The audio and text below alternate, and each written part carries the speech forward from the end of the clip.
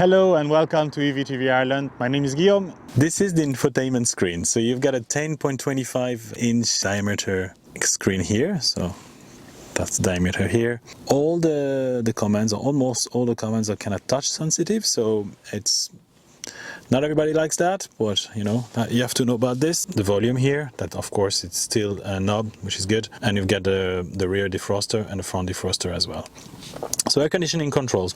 The specificity of this car is that there is a driver only mode. So when you put on auto, you can select driver only or not. So that will put the flow, the airflow towards the driver. So if you travel alone, you will save energy this way.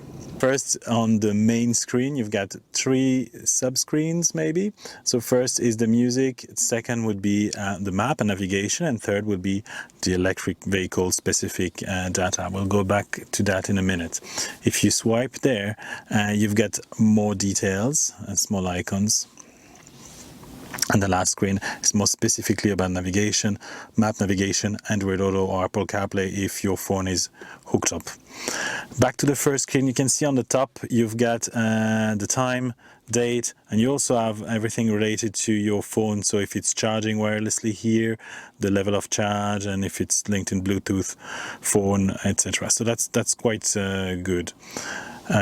If I tap on the music here, so this is actually Spotify, so it hooked up very easily to my phone, so that's a great thing. Going back to the previous menu, we can see here navigation. So navigation works well. You can go around, zoom in, zoom out. Oh, let's go there. Zoom in, zoom out, yeah, and zoom in again. You can see here you've got some sockets. So if you go onto here, you've got the address. So that would be, in this case, the Silver Springs Hotel. And you see there is AC socket, and you can start guidance directly here. So it's very easy to use navigation. Then more interestingly, on the right hand side, you've got everything around the electric vehicle. So first here, you've got a range thing. So it's a circle that shows how far you can go. That's more like a gimmick. You don't really use it. But here, technically, we can go from Cork to Dublin, which is a bit optimistic, but you never know. Here, energy information. So you've got 89% of battery. Actually, this is the only way to see the percentage of battery. Only on this screen. The cluster behind the steering wheel only shows a regular electronic gauge, no percentage. The limitation of the charging. So you've got 80% DC and 100% AC. So I'm not sure if you can adjust that. Yeah, you can adjust it. So that's pretty cool. So if you want to save your battery on the long term, you might want to charge on AC only till 80 or 90%. And if you really need the full charge before going on a long distance journey, you put 100%. DC can also be adjusted, so that's quite good actually. So DC I'm not really sure, because you would be near your car anyway when charging, so yeah, that's not so important on the DC. Yeah, so you've got again the range. Here there's something quite specific to the Korean manufacturers. You've got the detail of your electric consumption. So today at the moment we're stationary, so driving is 0 kilowatts. Climate is off at the moment, but if I turn it on, you probably can see and hear it kicking in. Yeah, and you can see it drains a bit of power. Okay. Electronics, so that would be this infotainment screen, mostly. And then battery care, so that would be the cooling of the battery. If it's too hot, I'm not sure if it warms the battery in winter. I'm not sure about that, but if it does, it would show here the consumption. So I'm going to stop it because of the humming. If I don't know if it go here, yeah, it's back to this. If I go back to the previous screens, you've got some eco driving, so that would be your fuel economy, so it kind of varies a lot here. I've been very good yesterday, as you can see. All right, and Evi Settings here. So we've got a winter mode. So that's for the battery. A range warning. The range warning is displayed if the distance to the destination exceeds the available vehicle range. That should be always on, to be honest. An EV route, so show the EV route on the map. So that would be anything around EV functions, let's say, on your route that you program in the sat-nav. Okay, and here you've got charge management. So that's typical of electric vehicles. Of course, you can schedule charging. So I'm not sure how to do that in this vehicle, but you select the time. You can choose if you want it some specific days, and then you press OK, and it will set it. So you can have a separate one from the weekends and the weekdays. You can set off-peak charging as well. So there's even a target temperature. Let's have a look at this. This is very interesting. So here you can select the temperature that you want in the car when it's preheating. So that's pretty cool. Charging location. So that would be if you charge at home. Then you can also so charging limit. That's what we've seen already. And then charging current, you can also adjust the maximum charging current, whether it's on the station, so that would be using your Type 2 cable, or portable, that would be your the 3-pin one. It's pretty cool because if you're not sure of the installation of a place you're staying in, you can select. It doesn't say in amps, so I'm not sure exactly if it reduced to maybe 8 or 6 amps. But it's useful if you're not too sure about the electric installation of the place you're staying in. So we've gone through pretty much everything here. So as you can see, it's quite comprehensive. You've got some shortcuts here. So seek track, so that would be for your audio.